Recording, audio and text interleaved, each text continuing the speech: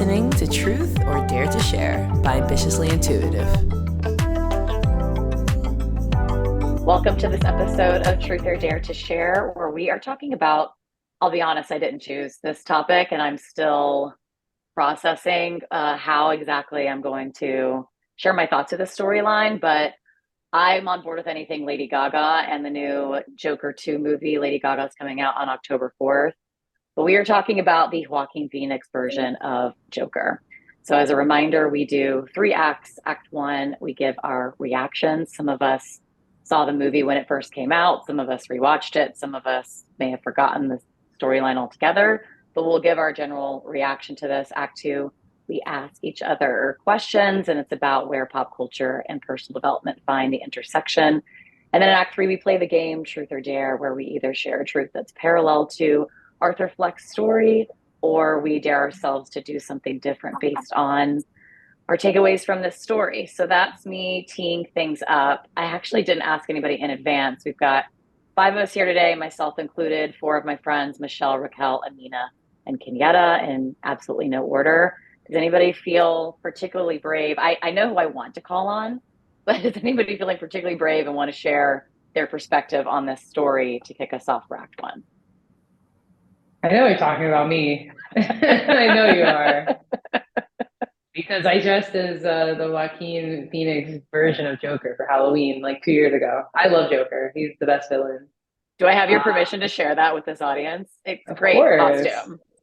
I wore it 2 days in a row. Like, I put on the whole clown makeup. The makeup's actually really easy because it's messy. You know what I'm saying? So you don't have to have perfect makeup, and then you just needed a red suit. I was even going to have green hair, but Lacey, you know the whole reason why I didn't make my hair green at that time. But yeah, I love the movie, and I think it's a great villain origin story because we all know Joker, and he's always been in the Batman movies. He's always been sort of a clown. He's always been like the comic relief, even though he's a villain.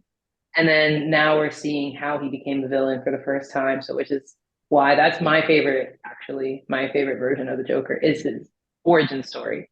The movie is heavy a bit, definitely. It's not as like happy-go-lucky, but also you're rooting for him. You're getting to just see all these different sides of what makes a person go crazy, I guess. But to my mind, he wasn't crazy. He was kind of defending himself. Like, his first attack on people was in self-defense.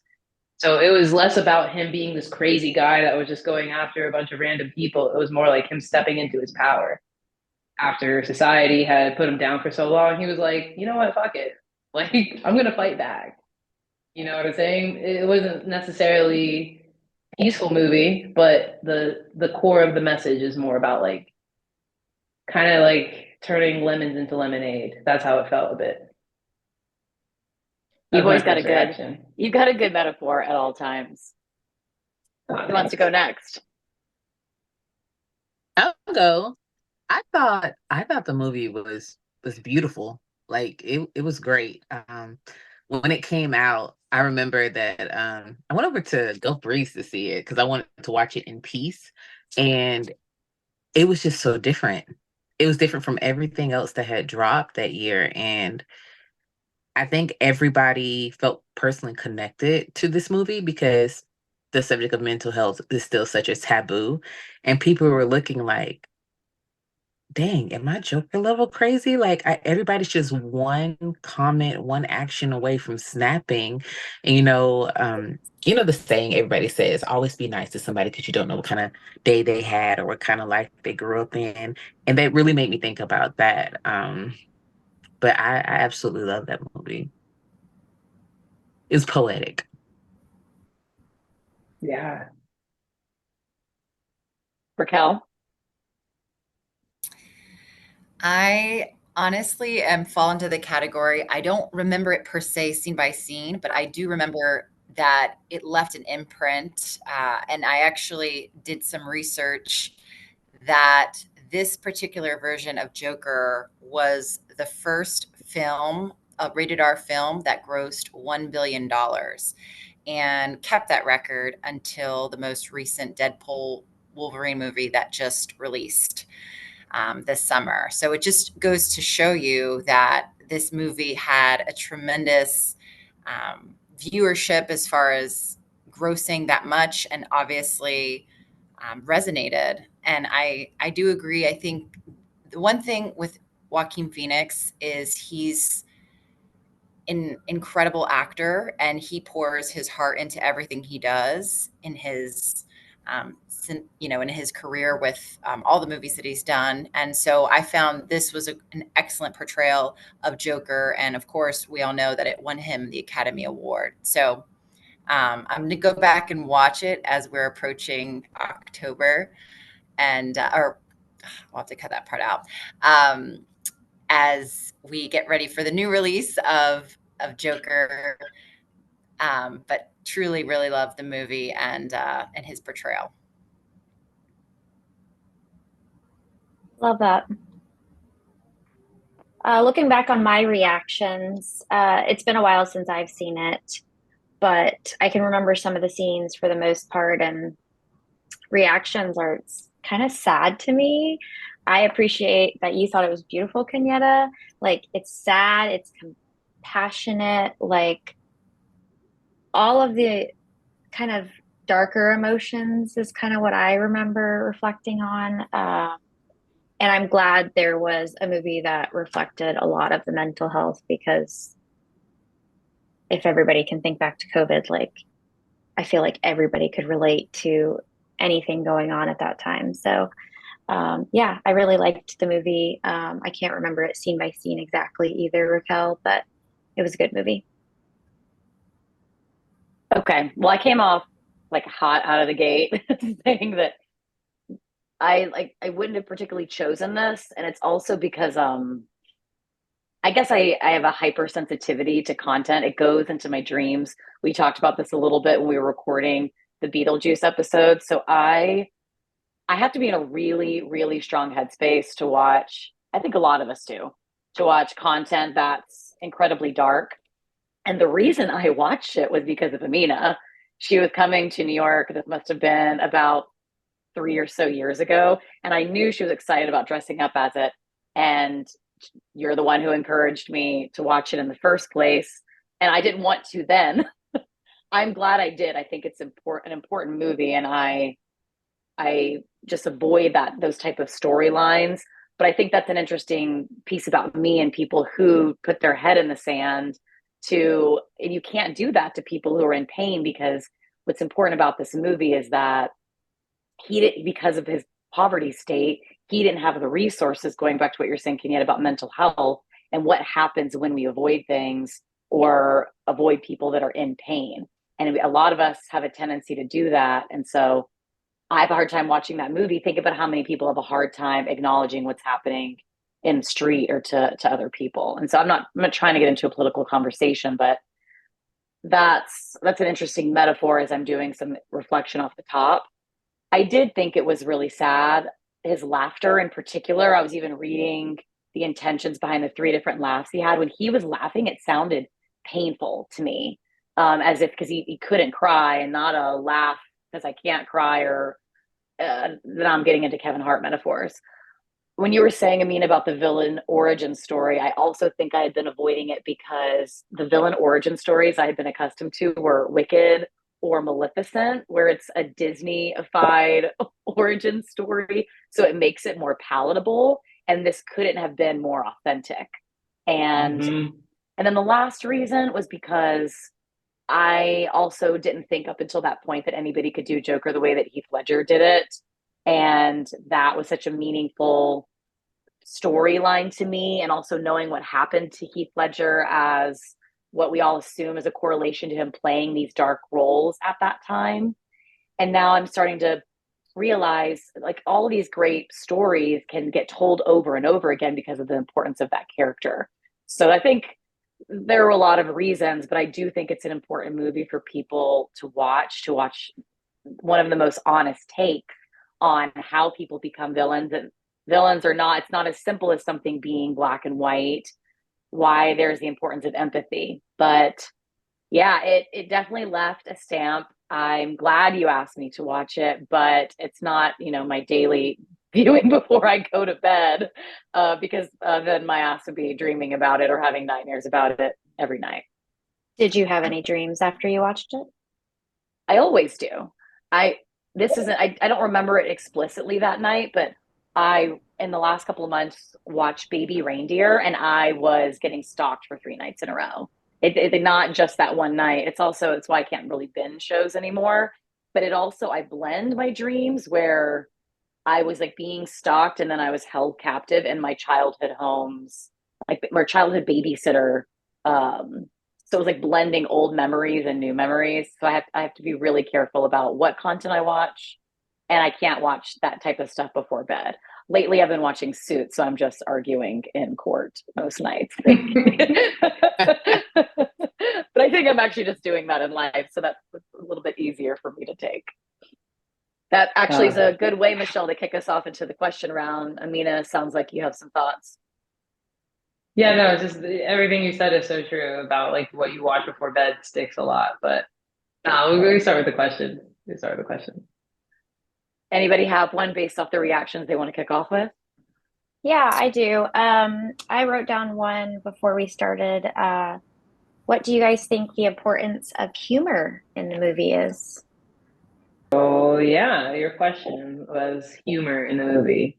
I think it was there. It was dark. The whole theme was dark, and I think it's okay because, like you said, Lacey, we gotta do shadow work, right? Every human has a shadow. It follows you everywhere you go. Eventually, you have to look at your shadow. And yeah, it was definitely a dark humor, and it showed you how that even if human beings are suffering, you can still find ways to be happy. But it was also kind of used, like you said, about how he had this nervous laughter as well.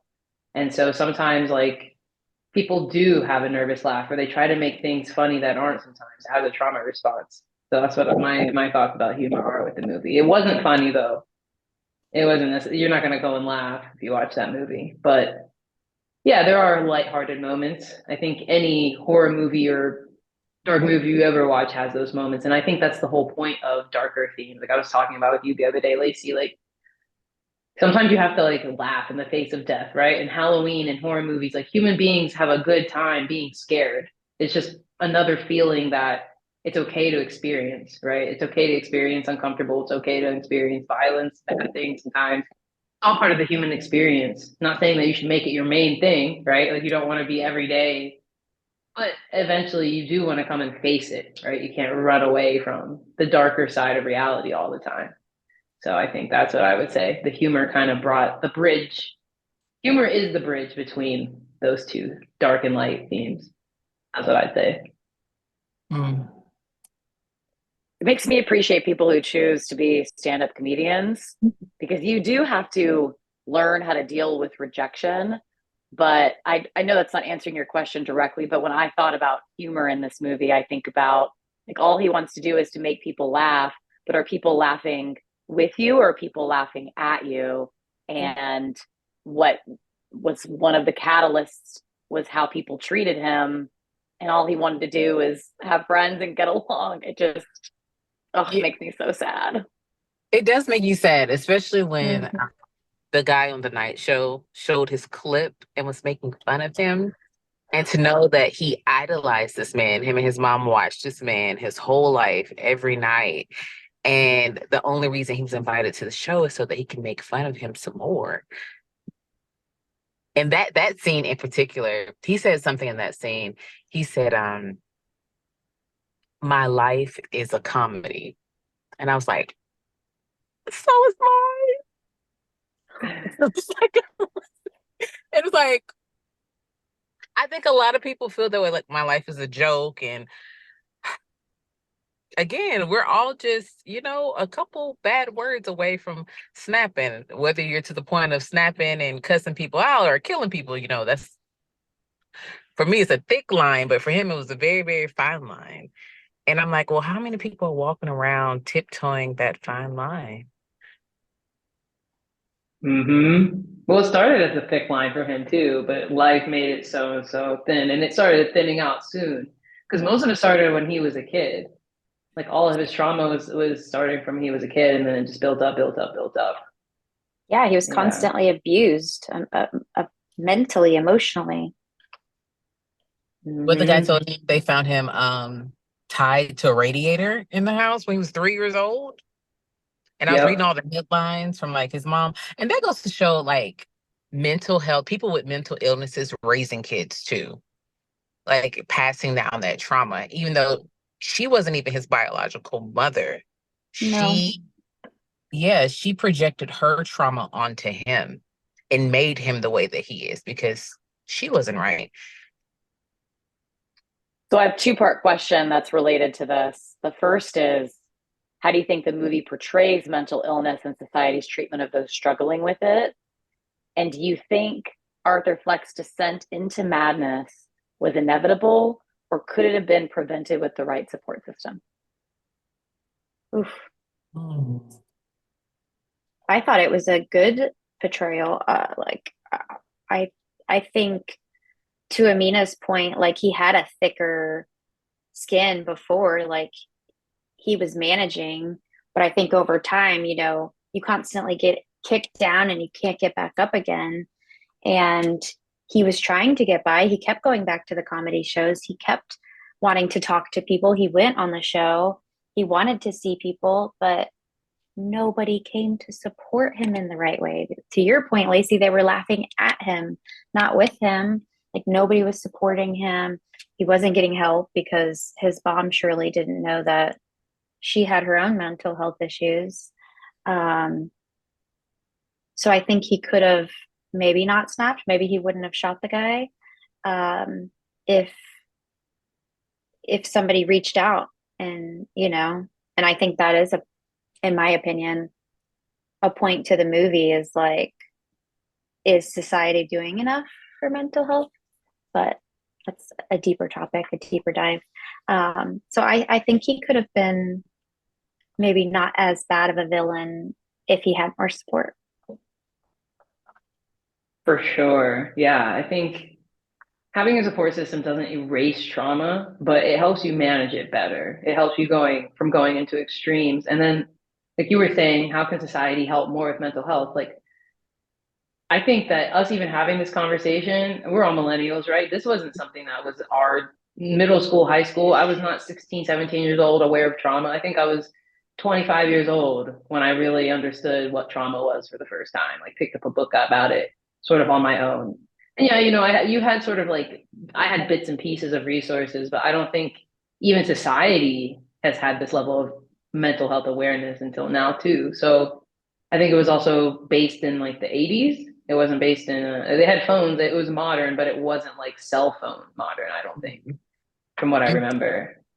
It wasn't like BetterHelp text, TikTok modern, you know, now where it's No, like a you're right. theme. Yeah, like I think even some of our, like the baby boomer generation, the concept of saying like mental health is, they're hearing this for the first time. And you know, my mom went to therapy when I was growing up, but there was so much stigma around it. Yeah, you were seen as crazy, you were seen as wrong. So now it's like we're now sort of just getting rid of the stigma. We're just now just having these conversations. I feel like millennials and Gen Zs are the first generation to really make it like a well-known thing, like mental health. What are these repercussions? What are these things? Because yeah, I think a lot of people wouldn't even know necessarily what the signs were of mental health or even how to help.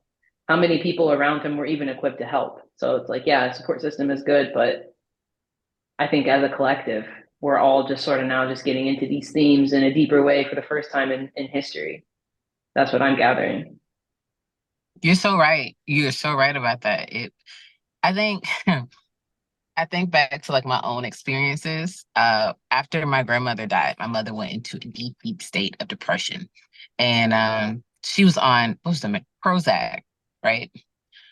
And it was so just contradictory because I would be like, I'm feeling depressed. And she'll tell me something like, depress them damn dishes. Like, I was like, but you take Prozac. Like, you can get help, but I can't get help. And that's my thought process. And I was thinking about before that, before Prozac was the thing, it was volume.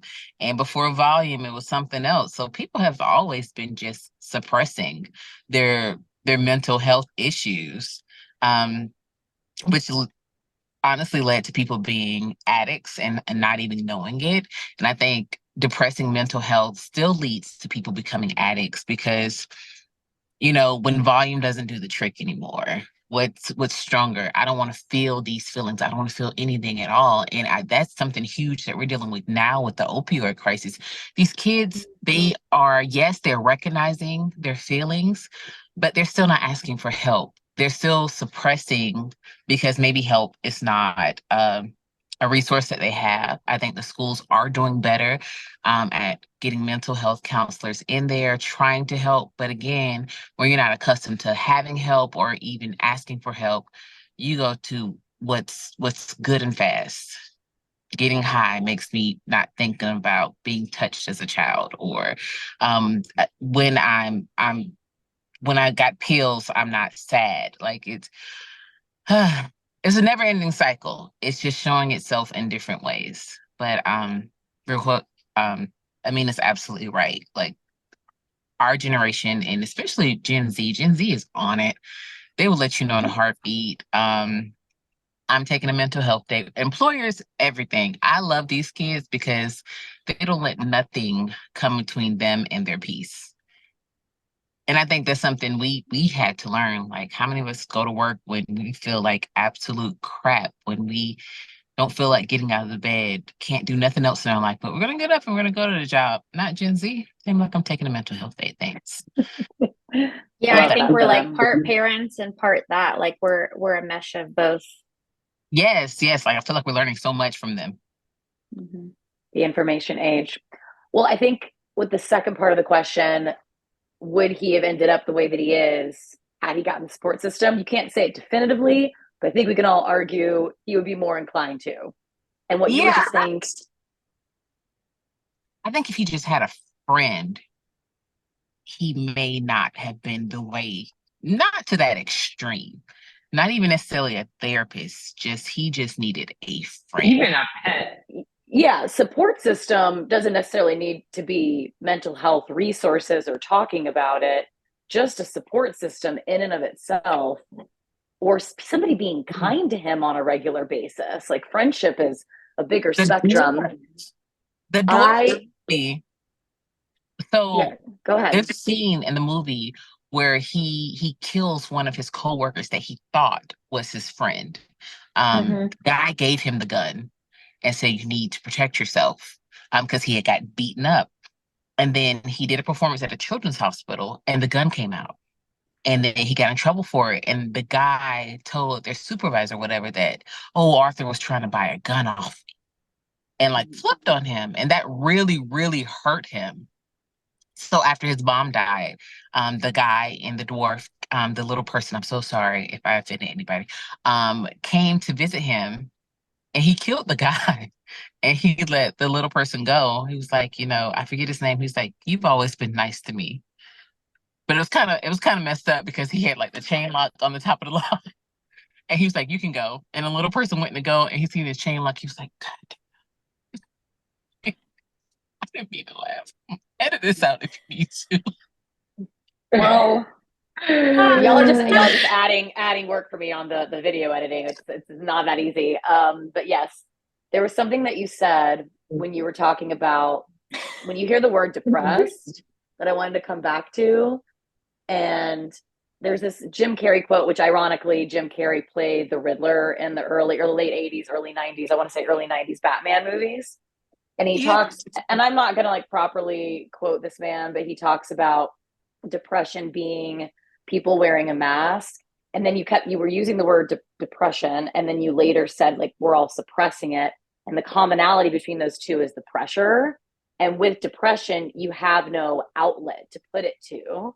And you're constantly like reliving the past and reliving the past and feeling the sadness and you feeling the pressure. And the reason why, again, Riddler and Joker, what they have in common are their masks. So instead of everybody's walking around with this imaginary mask on, they instead use it as a source of power to be like, all the rest of you are pretending to be happy. Like, this is actually, I'm showing you a reflection of who you actually are and what you made me. And so I was starting to connect the dots about, I don't know the origin around who wrote this character, and I'm sure there are some DC fans out there who would comment under and give me a huge history lesson about Batman and Joker. But this is what is really important about when people create these fictional characters that give us an outlet to be able to tell these stories that we may not necessarily have the words for, and letting heavy topics like have to bring some light to it. I'm so glad you mentioned Riddler. One, I love the Riddler, and I think he gets Same. thrown under the bus, I forgot about. And this past Batman, it kind of build up to like maybe the Riddler's next for the next film. But actually yesterday I watched is a new series on HBO Max, Penguin, with Colin Farrell. Yeah. I watched that, and they mentioned the Riddler in the opening scenes of that. The Riddler had did something to the city. So I think DC is, building up to drop more content with Riddler. But you are so right. I never thought about correlating Riddler and Joker in that manner, and it makes sense. I mostly correlated it because Jim Carrey actively talks about mental health, and I'll find it after this and I'll share it, what he specifically says about the word depression and how it's people wearing a mask and they feel like they can't show their true selves, because if you have a support system, it doesn't matter who you are. I know I could pick up the phone and call any of you and I could tell you what's going on in my life, but what he didn't have was that person to pick up the phone and call, or even somebody being consistent in his life that he could be his true self, because everybody blatantly, I think a lot of us are judged silently for whatever reason, but it's one thing to be judged. It's another for people to taunt you and do it and bully you. I would even call it bullying. I would call it harassment or just being mean. Yeah, like the guys on the train. Like they were just mean for no reason. They were jerks, and we all know people like them, the elitist, and it's a societal thing too. People with money are assholes a lot of the No time. kidding. They are, and it's like, oh, I can look down on you and I can treat you any kind of way because I'm up here and you're down here. So it's like even not John Wayne, Thomas Wayne, Batman's dad, he was an elitist asshole. So it's like, I think that's why the city was so behind Joker when he did go on that killing spree. It's like, yes, we are tired of being second-class citizens. Yeah. That makes me ask a question really quickly. When I was watching the show on Netflix last night, The Perfect Family, and the mom in the show is not self-made. The dad is, he's trust fund. And you watch how all of their kids turn out. So when you say, I'm careful for any of us to say anything with like certainty, like most people or all people, is there a propensity when you were raised with money that you already have this freedom that you lack empathy, versus people who make it later on that understand and have more perspective? Because I think about all the time when people, like, how are people raised when they've always had it and they're not forced to see all of the different ways that people live, and so they lack empathy and they lack compassion. And that's why you end up with kids like that who bully a stranger on a train. Like, right. Who raised them? And it's almost as if they always have this security blanket, and they're never going to deal with repercussions, so they don't have to actually learn to be kind human beings. And again, being mindful of not saying it in an overly general way, but watching that movie last night, I was like watching this like grown ass man acting like an asshole, because it's all he's ever known is I can do whatever I want. Because he was saying how he's playing like a pill roulette game, and he's like, yeah, we're playing pill roulette. I take pills from people all the time. The police officer's like, that's illegal. He goes, it is? Like, you've never even had to think about what rules there are, what laws there are, and that's at a legal system level, let alone at a human decency level. I mean, you started to say something earlier, and I was on a completely off ramped, similar. But no, it's okay. Topic. No, it's funny though, because the irony is that like the people that, you're right, they don't have consequences. It's not even a discussion. Yes, people that have money and a lot of resources do often lack empathy because they can afford to.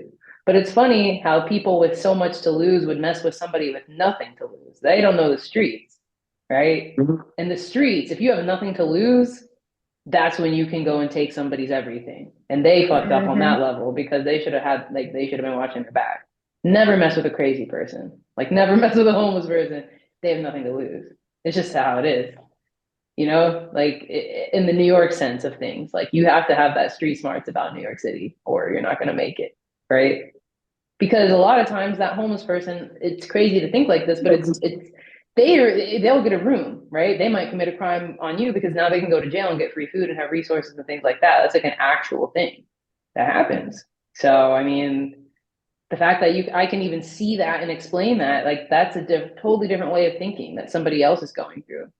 That you can just see, you just by me choosing to have empathy. It's like, look, you can see what somebody is like when they have nothing. You can see what somebody's like when they have everything. Ultimately, you should be kind to everybody, you know. But yeah, It's so sad yeah. because it's really sad that it's a thing.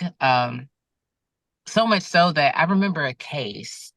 I can't remember. It was a young boy. He had killed somebody, and I think he hit somebody with his truck or something and left the scene. Anyway, his criminal defense was affluency, that he was so rich and has never had to suffer any kind of consequences that he didn't know that it was wrong. And I can't remember if he got off or not. I know he didn't get the sentence that he deserved, but I the think I judge know was which one you're like, talking about. yeah, the judge was like, I don't think he got what he, yeah. yeah, the judge was like, well, dang, this really is a real thing. Like that's a mental disorder within itself, in my opinion. If the courts can see it as such, that people are actually raising their children where they do not know consequence because they've always had the resources to get away with whatever. Well, you know, it kind of this made me. Now we're getting really dark because, yeah, this is making me think about how when you rev up somebody's fight or flight response, you have to be responsible for those consequences. So I know that 100%. if three men are coming at me, oh, it's on site. Like you're all gonna get killed for sure. So like, don't start something that you don't like. If you're not sure you can finish it, don't start some shit. And if you come for somebody's life, like if you physically threaten somebody, you're deserved to die because that person doesn't know how far you can go. And you're revving up like a literal fight or flight in somebody. So yeah, if you're asking a shot because you came after somebody like that, you deserved it. So I really like that scene on the train because it's just kind of like, don't start something like that for real. And like, yeah, if you come after somebody's body trying to attack them physically, you're gonna get like, you know what I mean? Whatever happens to you, you deserved it. I don't know why people need to learn that lesson, but don't come for people like that. You never know. You never know what somebody's capable of physically. This is what brings me back to the question around this just bringing light to society, because I don't, this might be what certain societies are, and there are probably we can look at statistics around where it's more peaceful to live or where it isn't. I don't want to live in a society where, yeah, if I had a son and he like started something with somebody, regardless of the age, that we have to be concerned about if they're going to live or die. Like fight or flight shouldn't be to that degree. Like, yeah, I would expect them, if you hit somebody, you threaten somebody, like you're going to get hit back. That was kind of, I remember my mom when I was little, I was never allowed to start a fight, but my mom said, if they hit you, like you better protect You yourself. finish it. Yeah. Yeah. So I remember I would never be the one to instigate something. And anybody I went to school with when I was little can feel free to fact check me if I was ever the villain in your story. I don't ever remember wanting to hurt somebody or make fun of somebody. And maybe this makes me sound self-righteous. I just didn't like seeing people in pain, whether it was going back to like work. You could get into the more dramatic sense of like physical harm, but also eventually words are going to create physical harm, because that's one thing that about when people say, especially like older generations, it's like, oh, they hurt your feelings, or don't worry about what they said about you. But words will eventually manifest into physical action, especially repeated over some time, because what you're saying to somebody will eventually become this internal talk track. And then if it keeps happening over and over again, then it's going to turn into something physical. Like nobody picks up a sword or a gun without there first being some sort of mental talk track that came from somewhere. So like whatever that domino effect phrase of like ideas become, like thoughts become words, words become action, action, whatever leads to some sort of consequence. So I know I'm going on a couple different tangents, but I wanted to bring us back to, this is maybe a nice summary of a question, is how this character or this movie forces us to think about the uncomfortable truths about the villain versus the hero that exists within each of us when it comes to dealing with human cruelty and the thin line that happens between hero and villain. I feel like the line is all based upon unconscious choice, right? Because if you look at Batman, what makes Batman a hero? Batman has no special powers. Batman made a decision to use his money for good. That's it. Batman can't do. Me and X have this conversation all the time. Batman can't do nothing on his own. He needs gadgets for everything. He needs Alfred. Alfred's like the king of therapists, actually.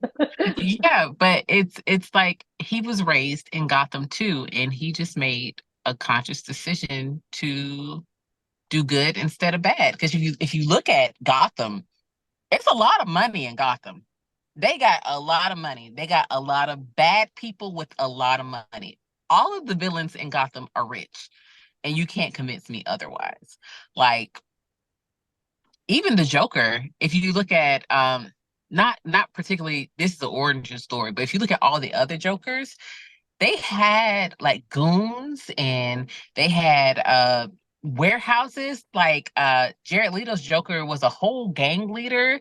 Like they were running the Penguin ran like a whole casino, worked for the mob. So it wasn't like it might have started as like a classism thing, but I think it was just a conscious decision. Am I gonna do good or I'm gonna be the villain? And I think the option to be a villain is easier. Like I would love low key to be the villain. Not necessarily do harm to people, but just like that I don't give a fuck mode.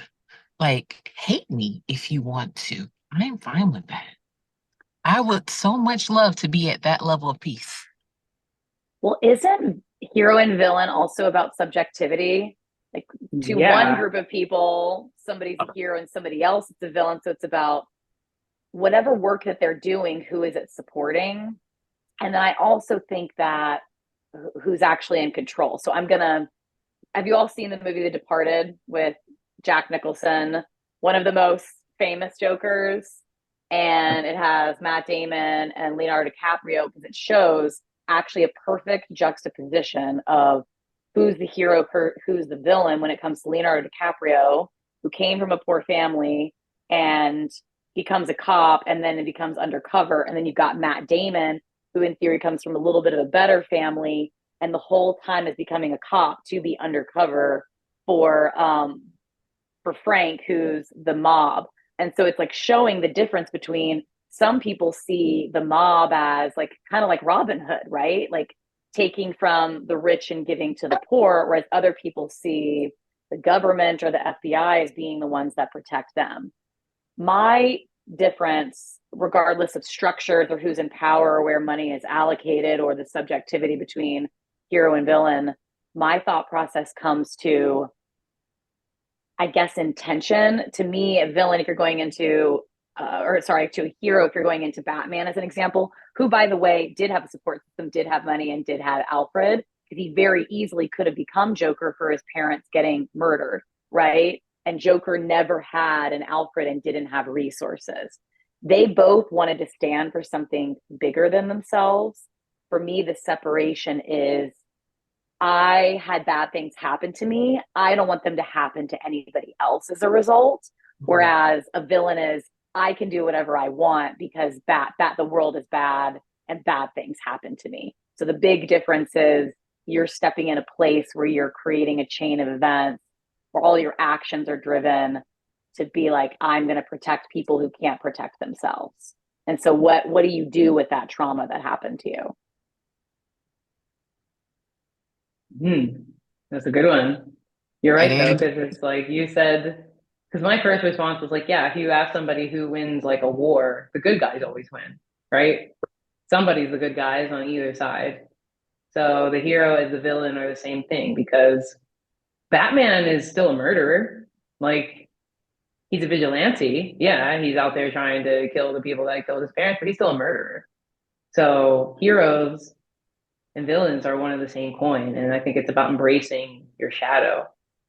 And like you said, though, it's like, yeah, you want to make sure you're moving in a way that doesn't hurt others. So I guess the more black and white version of hero and villain would be, yeah, villain does bad just because, right? Go to the bank and steal all this money just because you want it. And the hero would stop and return it to the bank, but maybe the bank's evil, right? So this is all just like layered and multifaceted. But I think ultimately a villain would be out there imposing harm on somebody just because, right? And that happens a lot. There's people that just steal just because, they hurt, they assault just because. That's the villain. That's the most like black and white terms. And I guess a hero would be somebody that would see that and stop that or prevent it or, do anything. Yeah. So we want to be more of the hero. We want to be more good in this world, more light in this life. Yeah. But really, you have to embrace your shadow side. And like, for sure, it's not always fun or comfortable to look at these themes or talk about them, but they're there. And acting like they aren't there doesn't make them go away, right? Acting like you don't have trauma doesn't make it go away. So just sort of Suppressing your trauma. Yeah, that suppressing term. your trauma. So like sort of always thinking everything is positive and everything's going to be all good and like you don't have to watch your back sometimes. That's not realistic, right? So you just have to know the truth about life. And then once you know the truth, you have more of the options to stay happy because you want to, because it's a better choice. It's easier, but it's a better choice, right? Michelle, thin line between hero and villain, your thoughts? Penny, for your thoughts? No, I'm with Amina. I mean, I think a hero can still be a murderer. I mean, touche, Batman is, you're right.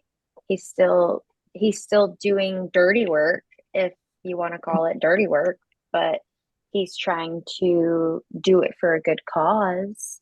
So I think it's intent. What is your intent? Is it to be malicious? So yes, I guess, in my opinion, there is a fine line. But the hero is trying to do it for a good reason. Well, I have one or two more questions before we go into truth or dare. And I know Raquel and Kenyatta have been in and out for various technical reasons. But one piece that I want to tap a little bit more into is, and this is kind of going back to where we started the conversation, is around loneliness and alienation. I live in a city with millions of people, and I think that it's interesting. You sometimes think like living in a metropolitan area, the more people you have, the more opportunities for connection. And Kenyatta started talking earlier about Gotham. So I guess what advice does this group have for people who are experiencing loneliness and alienation, regardless if they're in a big city or a small town? Like, what are the ways to address that if you don't have a support system, if you don't have connections you can pick up the phone and call? To create them. Well, what does that look like? So it depends on where you live, but finding a like-minded group of people, like an interest that you have, sports, knitting, talking, reading, right? Like, I get it. Loneliness is a thing and it can be a bad thing, but I don't know. I feel if you really want it and you go out of your way to create it, it'll come to you. Because sometimes they're like, oh, back in the day we had school and this and that. Well, you had to go out of the way to go to school, right? You had to get up, you had to get dressed, you had to get on the bus, you had to get there. And then when you're at school, you have to talk to people and know their story and get to know them and create consistent connections. I think, yeah, we want to make sure we have community, but relationships take work and effort like anything else. So I think you have to go out of your way a bit to find places where you can find connections if you want real life people. It's easier on the internet. You can join a Reddit forum or you can find people have Zoom calls. So depending on your level of need for connection, whether it's in person or not, putting an effort to find people that have a similar interest and create that through consistency is the key. I was trying to think. Oh no, go ahead. I'll remember this. I was just going to say, I would agree with that, Amina. You do have to create it, but I think there is, to whoever may be seeking that information, there is still going to be discomfort in doing it. I remember Kenyatta said something last recording, and we happened to record in person. And she was talking about community and a group that she is a part of. And it made me want to rejoin. So, joining a group like a volunteer group or going to your local shelter, there's little things you could do if you wanted to outreach or meet somebody or have, just interactions with humans or animals. So, in my opinion, there's many things you could do, small town or big city. You could go to a cat cafe in New York. I've not done that, but I heard you could do that in New York, Lacey. There's animal shelters in Pensacola. So it just depends on what kind of connection you're looking for. I think Reddit is amazing because you can reach thousands of people all over the world at the tip of your fingertips. And the information is just blows my mind every time I go to Reddit. So thank you for saying that, Amina. But yeah, it just depends on what kind of human interaction you want. Some people want it small, some people want it in person. I mean, some people put themselves out there and go on dating apps. So I think there is just such a variety. I know somebody that's on a mom's group on Facebook and they have just other moms with kids. Like, so it depends on what your hobbies may be and what kind of connections you want. I will say this. I have two quick stories about where I've been on the receiving end of people laughing at me and not laughing with me. One, in middle school, I used to call my sister, and like I was going to a private school at the time, and I was lucky that my mom worked 60, 70 hours a week to put 3 kids as a single mom through private school, but we were allowed to choose if we wanted to go to public school for high school. But I was getting, it probably wasn't that bad, but it felt bad to me that I was calling my sister daily while she was at FSU. And I was like, I want to switch to go to Bellevue, and like mom won't let me. And she's like, Lacey, you haven't met your friends yet. Like you're going to meet your people. I think in the Joker movie, he eventually obviously meets Harley Quinn. And I think Kenyatta, you saying goons earlier, like was making me laugh because how often do we get to say the word goon? I have to figure out how to start adding that into my repertoire more often. Like later on, you meet your people. And I remember like I get to reflect now, and I was talking to my niece about this recently. Like even when you're going through it at some time, like that's why I think that the phrase that people always say, like it gets better. Because I remember when I got to college years later, and I've been looking forward to this since I was like 13, 14. In 8th grade, I wrote down how many days left from like day 1 of school until I graduated. And I also had a countdown up in my planner. So I knew if it was like September, whatever, 29th, I was like 20 days into school and there was like 180 left. Like that's how badly I want to get out of middle school. And flash forward, I make it to college and I'm at FSU. I'm on day 1 of orientation. And I heard these girls talking about volleyball. And I was like, we were the same, like 30 people. I don't know if it was the same for you at FSU. We were like with the same group, like touring the campus on orientation. And I was trying to talk to these girls and they were talking about volleyball. And I was like, oh my God, I love volleyball. We're like, cool. And that even stung a little bit because then they were kind of laughing that I was trying to make friends with them. And I guess they had all already known each other. But I get the opportunity now, a perspective that even though I have these like micro moments that seemed really big at that time, because I would attribute that day at orientation, I stopped wanting to get to know people at FSU. And all of my friends actually ended up making at Sunny's at my job. Like Cynthia, who's on these episodes, has been my friend now since I was 18. So for almost 50% of my life. So I do think it can happen organically. I think you should be intentional about it. And that when you put yourself out there, even when people shut you down, that eventually you'll find your people. Sometimes people come back around. Yeah. Kenyatta, we were talking alienation and loneliness and how do people solve for it? Do you have any closing thoughts there? I agree with Michelle and Amina. You would never be lonely with the internet. And I think that some of the biggest influencers are the loneliest people, or they were the loneliest people. And they took that straight to the internet. And now they have millions of friends who faithfully listen to them on a daily basis, right? So with TikTok, you really don't have to be lonely. With a little bit of effort, you don't have to be lonely. There is somebody for everybody. in this world. And usually people say that like when it comes down to dating, but I believe when it comes down to friends too.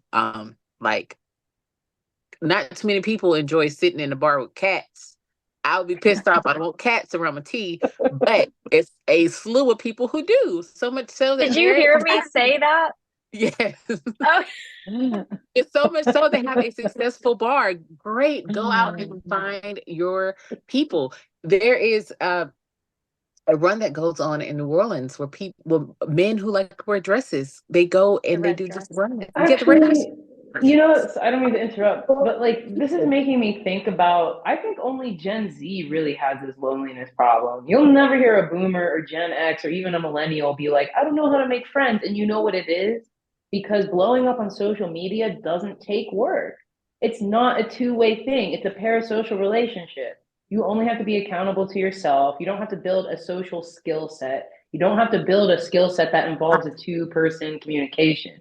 You only need a Right. one-person communication, and then you can build that overnight. You can go viral, you can go all this stuff. But then they realize that just because you can go viral and be successful online, it's not the same thing as having real life communication, which takes effort, which takes time, takes a different skill set than building an online skill set. Because I'll never hear somebody under the age of 26 that's like, I'm lonely and I can't make friends. You know what I mean? All right. I'm going to give you a counter. I think there are parts of what you said that I agree with, which is putting in the investment of real life connection is very different than the ease of technology. However, going back to a point Kenyatta made some precedents, millennials, Gen X, and baby boomers also don't want to admit if they're depressed. You think they're also going to be like, I'm lonely. Gen Z just communicates it. They don't see there being a stigma in labeling themselves, because if Gen X was going to therapy but wasn't talking about it, and our parents like going to therapy was, we were talking about this a little bit in one of the previous episodes, was that was like a scarlet letter that you wore and that people would threaten you with.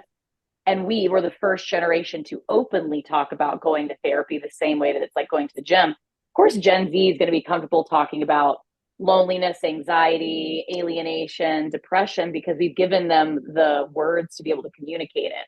I don't think that means that there aren't people that are seniors that are like, so one of my aunts talks about loneliness. She talks about it to me. She talks about it all the time, that the older you get, either your friends start passing away or everybody moves away. We'll talk about it more, Kenyatta, but I think that like people stop calling them, they can't use technology the same. Like, so maybe it's like this bell curve, right? Like you're first starting to like figure out who you are and develop confidence. And then we're in the middle of this bell curve, or at the earlier part where we know the tools and the resources. We have built up a community. If somebody falls off, like we know that we need to like diversify our hobbies. But as you get older and as technology changes, and if you grew up in a generation where the survival generation, you're sure as hell not gonna tell people about things because you're still holding on to that stigma. So I think like yes, but there's more gray area variables. There's more variables to consider, that just because they're silent doesn't mean it's not happening. That's true. I guess I was just thinking that I thought you were talking more about like people, like their concern about finding friends, but you're right. It's at every age group. Every age group can feel that way. Because I think Joker did put himself out there. You can't argue that man wasn't trying to make friends with his coworkers, like wasn't trying to connect. He did. So he did. But he got shut down. And I think that when we're going to get into Truth or Dare here shortly, but I keep bringing up other movies because I'm connecting the dots in a couple different ways. Did you ever see the movie? I don't really watch anything with Kevin Spacey anymore, but the movie Pay It Forward, that's like if every person did three things. Like I love the idea of that ripple effect, that you don't know what doing one act of kindness. And Michelle and I, which Michelle, I'd love for you to speak on your experience around this. We did as everybody on this call knows, Live Hard program that originated with 75 Hard. And then you can sign up if you finish 75 Hard for 3 more 30 days. And the final 30 days, which ends up being like you do a bunch of tasks, 2 45-minute workouts, one's outside, a gallon of water, read 10 pages, follow a diet, no alcohol. and then it gets more complex, which ironically you realize once you build these habits, it actually gets easier. But one of them was doing one act of kindness every day. And then what does one act of kindness look like? And so the easy one is buying somebody's drink behind you in the drive-through line at Starbucks, or like making sure to give somebody a compliment, whatever it is. Michelle, when you did one act of kindness every day, what did your story look like when you went through the Live Hard program? Or do you mean just the act of kindness you said? Yeah, like what was it like for you?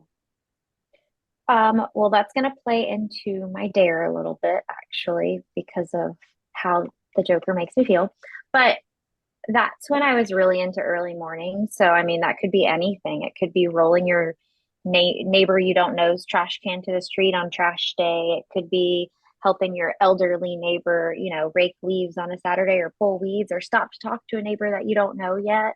I find little acts of kindness which are ironic to the Joker, compassion, and finding like empathy, not knowing that your neighbor hurt her hip and needs her dog walked around the neighborhood, So little different things, talking to new people. I think talking to a stranger on there.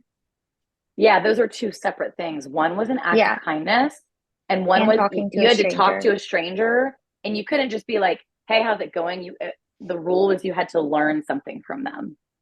Yeah, and actually today I'm wearing a little bracelet that I met this gentleman at a recent work event for Pensacola Association of Realtors, and he just carries around these really nice beaded bracelets to give to people when he meets somebody who was kind to him. And I stopped to teach him how to play poker at a poker night, and he's like, "Can I give you a bracelet?" And I was like, "That is the sweetest little thing ever, but yes, I'll absolutely take your little blingy bracelet." So it means something different to everyone. I mean, I made his night, and here I am thinking about him with my shiny little bracelet. So it makes me smile, making somebody else smile. Those are all different acts of kindness. It could shine light on different things. It could be different for everybody. Just a quick sidebar. It's funny when you said that about a bracelet. My first time in New York City, when I was either 14 or 15 with my mom, we took either a train or a bus from Newark into Penn Station, and there were monks walking around trying to give bracelets, but they wanted a $20 bill. So when you said that story, I just was thinking about, and they tried to give it, and then he was like, "They $20," and my mom, we were not even here for 30 seconds. My mom was screaming at a guy dressed up as a monk. It's like in Penn Station. That's my first time in Manhattan. They got me at Santa Monica Pier like that, and I gave them $5 and said, "Pray for me," because $20 was That is not to diminish that nice man's story, Michelle, but I was like immediately taken back to my mom yelling at a man dressed as a monk for trying to get us. And this is like 2000. We can shout out to Helen. 2001. You can call her that. I told her I wouldn't call her that anymore. Queen Mother is what she saved as in my phone. I have one final question, but I want to open it up to see if anybody else has anything that they want to ask the group before I have one final question, then I'll take us into Truth or Dare. Not a question I want to ask, but I don't want to let this end without, we were talking about him wanting a friend and how to make friends. We completely forgot that he created his own friend. Zazie Beetz' character was his imaginary friend. And it took me watching that movie the second time I seen it to realize that she wasn't real. Right. The love interest. Yes. And I was with like, the kid. Yes. And I was like, this lady wasn't real this whole time. I was like, that made me even sadder because when we're kids, everybody had like this imaginary friend. Why do we have an imaginary friend? Because we didn't have nobody to play with. We was all lonely. Like, so, but yeah, but we can go. It's going to be a hard pivot from that comment. I'm glad you surfaced that. Is there anything else? This is my second to last question. And is there anything else we didn't talk about in the movie that we need to bring to light? One of the two. I think we hit all the points. I'm just looking forward to Lady Gaga being in the sequel, and apparently it's going to be a musical, which I don't know if it's going to resonate with everybody. I'm looking forward to it because I saw her perform with Tony Bennett at Radio City for his 95th birthday. I was lucky to go see her after the pandemic or after we reopened. And I haven't gone to a lot of concerts by myself. I did go by myself and had the best time. And her voice, not everybody is consistent with how they perform in person versus how they perform or how it sounds, over the radio. Look at me sounding like I'm still in the 90s, or before that over Spotify, over my phone. So I'm looking forward to seeing it because of her voice and what she did in The Star Is Born. Like, I still listen to the Star Is Born soundtrack. But yeah, anything else from the movie we didn't talk about other than looking forward to the sequel coming out? I think we covered it. So I advertised this a bit earlier, but I didn't ask each of you, was Joaquin Phoenix your favorite Joker? Like, what's your favorite? What's your least favorite? What's your stack ranking? I don't know the names of them. He was my favorite Joker. Really? He was because he brought the pain of the Joker. Like, I didn't necessarily see the pain within Joker with any other Joker other than him. Like, Joker was just cynical and a villain and crazy. But with Joaquin's Joker, Joker was a person. Like, humility. I didn't give Joker humility. So I think I loved him for that. Second would be, for me, Jack Nicholson, because it's classic, and I don't know. I haven't seen the very first Joker, but Jack's Joker was a hard act to follow, which makes Ledger third. And anybody that I don't even remember. And I know a lot of people like rave about Ledger's Joker, but honestly, I love Heath Ledger. I thought that he was like the finest white man on earth. But that role, like, I thought he did a good job, but it wasn't just like, it didn't move me the way that Joaquin and Jack did. So yeah. I feel that 100%. Joaquin definitely was the best acting for me as well. Like, the most moving, but not my favorite. Heath Ledger was my favorite, just because I'm here for the action. I like the action. And this Joaquin Phoenix Joker was a little bit slow. Like, it was more about the story, the plot, whatever. But I just like seeing Joker and his craziness. I like the villain. I like the drama, the action. But yeah, it was and like, contrary to what everybody thinks, I did like Machine Gun Kelly as Joker. It was just a different take. What was he I don't know in? about that I one. can't remember. Suicide Squad. The second one, right? Second one. Oh, I was about to Yeah. say Jared Leto was in the first one. I know that. I kind of like that Joker. I don't know why. It was just like a different take. It was just like a risk. It was a bit cheesy and campy. I mean, it all is, but I actually kind of liked it. It's just different. Just different Michelle, haircut. Just it's okay if you don't know the names. You could also say, I can't believe this hasn't been brought up yet. Michelle dressed as another famous villain from the Batman movies. If anybody wants to guess what it was, I think I also have a picture somewhere. Were you Catwoman? No. You were Poison Ivy? Yeah. Mhm. Actually, ironically, I was a pretty fine Poison Ivy she too. was dressed as Poison Ivy. I was dressed as Lady Gaga. There's a picture. I'll share it. You should share it. So Poison Ivy has been on my Halloween costume list for like forever. But like, I always take my kids out for Halloween, and I'm like, this is so inappropriate. I can't. But I want to see that, because yes, with the hair and Uma Thurman, I need to see that picture, Michelle. I will share to you to hear. It's a great photo. It was a great night. We played beer pong. We were probably like 21 years old. She looked great. It was a great costume. Just a PSA, I'm sorry, Mom, that it happened in our house.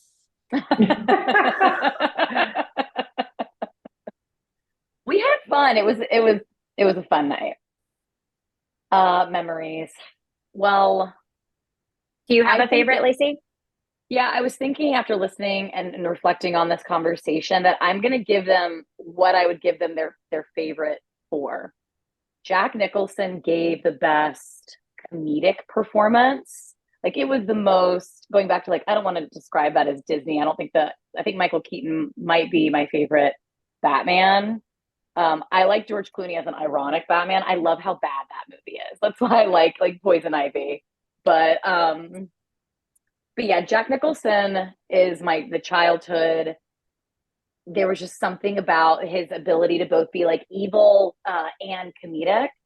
Heath Ledger, if I have to pick a favorite, I mentioned like Heath Ledger's version is my favorite. And I think Amina, you helped me figure out why. Like it's the constant action. But I also thought his obsession with Batman, and we didn't get to see that dichotomy. So maybe that's what was missing for me was that we already know who he is, but he just did this perfect portrayal of like evil manipulation, and he's always like 10 steps ahead of everybody else and is showing like the ability to play chess. And Joaquin Phoenix, like it's hard to get everybody to empathize with a villain in a real world honest setting as to like why he is the way that he is. So from a psychological like full-blown story lens, like I see why this movie is as meaningful as it is. So my perspective has shifted a bit as a result of this conversation. But I love the Riddler. I love Poison Ivy. I love the Batman movies and stories all in all. Like I get the appeal around them. Any Nobody final mentioned thoughts? Jared Leto's Joker. I can't. I just can't. I don't know. I think it's the silver teeth that I can't pay attention. I liked it from a bad boy perspective. Like you can see why Harley went die hard for him because we all had that one guy who's just totally awful for us, and we were head over heels for them. Like sick out of our mind for them, and they were just bad for us, bad for the streets, bad for the community. That shit, I don't understand, but that shit is hot. Like, you mean to tell me you have machine guns and people who work for you? I don't want to die, so I'm not going to be with you, but I would if I could. I couldn't. That movie. It's kind of if I had to choose right now between watching Batman and Robin with George Clooney and Alicia Silverstone and I can't think like Chris O'Donnell, or if I had to watch Suicide Squad, to me they're both good bad movies. Like I will take the 1990s very cheesy movie with Batman and Robin with Mr. Freeze and Poison Ivy, because Poison Ivy, she just like both of them, like he wanted to bring us climate change to control the world's temperature. Poison Ivy just wanted to save the plants and save nature. So I would be willing to watch their origin stories to real world now. So that's me putting in my request for, as you're talking about with the Penguin, them giving more of an honest approach. I think we're going to see that over the decades to come. So this is me asking for Riddler. If it were me, I would do Riddler, Poison Ivy. We've seen Catwoman. Those would be my next two on deck if I had any say. Okay, close it out with Truth or Dare. Once again, if you're listening for the first time, we are sharing our own truth that were inspired by the Joker story of Arthur Fleck, or daring ourselves to do something doesn't necessarily need to be different, or something maybe we need to return to for more of an introspective therapeutic lens, I suppose. Michelle, it sounded like you already had yours, so I'm going to ask you to kick it off. Absolutely. So, yeah, you just actually nailed it. So, something I kind of want to return to after this conversation, and it didn't hit me until our previous conversation. So, I think I need to dare myself to start talking to strangers again. It's been a while, kind of get out of your comfort zone. But the movie The Joker, there just needed so much more compassion in it. And talking to strangers, there's somebody in my neighborhood who walks around and is kind of a little bit different, and I don't know them, and makes me feel like I should go like say hello to them now because I see them walking every day. And he's probably close in age to us. And yeah, I think I need to dare myself to just go talk to strangers more often, meet somebody new. Daniela? So my truth from this movie is I need to I've been in a good space mentally, I would say, better than previous years. So would my truth is to evaluate myself to see how far I am from that breaking line. Because if so if this is the line, I feel like I'm like, you can't see my hands. If this is the line, I feel like I'm way back here. Versus in previous years, I always felt like I was right here. So I really want to just be honest with myself and really evaluate to see how far away I am from that line. But I do have a dare to all of our listeners, subscribers. If you're not a subscriber, become a subscriber. I dare all of you to be kind. Be kind to the crazy person. Be kind to the weird person. Be kind to everybody you meet. It costs nothing. That's true. Yeah, it is. And see, that's my Amina? truth. My truth is that I'm gonna switch it up. I want to step into my villain era. And what that means, because it's nuance, right? It doesn't mean I'm gonna go out there and be bad. It just means you're gonna be the main character, right? Oh, I love that. And once you decide to be the villain, there's no turning back. So that's what the villain era is about. You step into that version of yourself, and now, yeah, you're the main character of your story, and you decide what gets to happen. So I think that is the silver lining, is that he finally stood up and he lived his truth. You know, he didn't let people put him down anymore. So we can also learn from it that way too. Is step into your truth and don't let anybody bring you down but you. I dare you to live in that energy. I dare us all. Okay. I So what like I've heard so far, Michelle, is being open, like not waiting for people to come to you, like being open to connection, even if you don't know folks. With what Kenyatta addressed, I think it's important that we do temperature checks with ourselves, like how far we've come, where we were years ago, where we're at right now, the importance of being kind. And then Amina embracing both like the lighter and darker parts of ourselves and knowing like there's time to step into a femme fatale. What I didn't expect to walk away from this, because I guess when we were just closing out by talking about like which one is the best, we constantly want to pit who's better, and that can create isolation and us thinking that we're different than people, right? So I'm saying, like, is it Heath Ledger's Joker? Is it, and of course, like there's a double-edged sword. It's important to do that so that we could do temp checks, but I want to dare myself to be more mindful of like comparisonitis and also trying something outside of your comfort zone. I did not want to watch this movie. It's what I said in the very beginning. I'm glad that I did. I'm glad that we talked about it, because not only is it important to put yourself in difficult situations, but it's important to talk to people about it, to build your own awareness.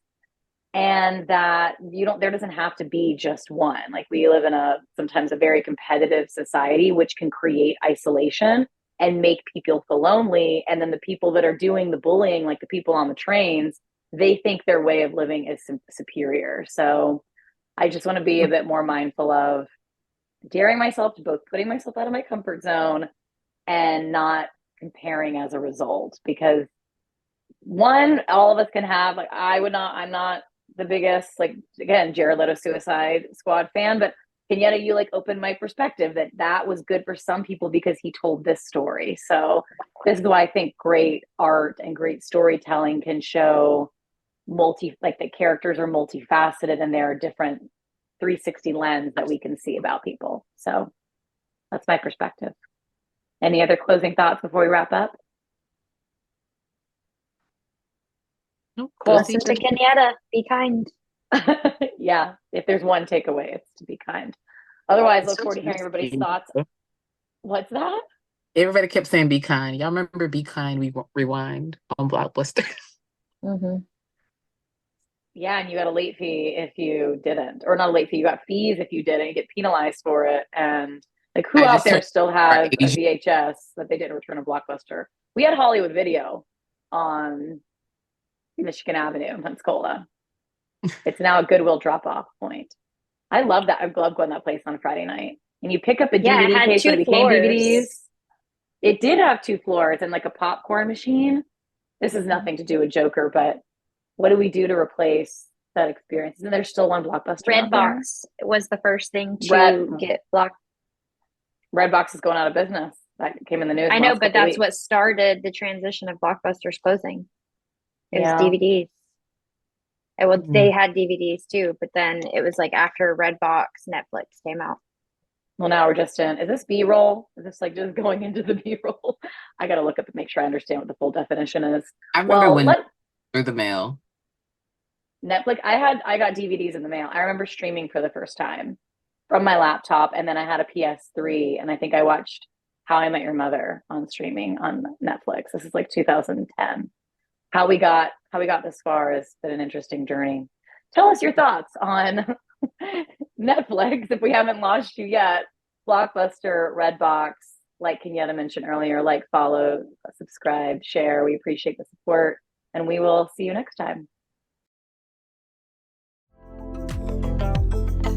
You're listening to Truth or Dare to Share by Ambitiously Intuitive.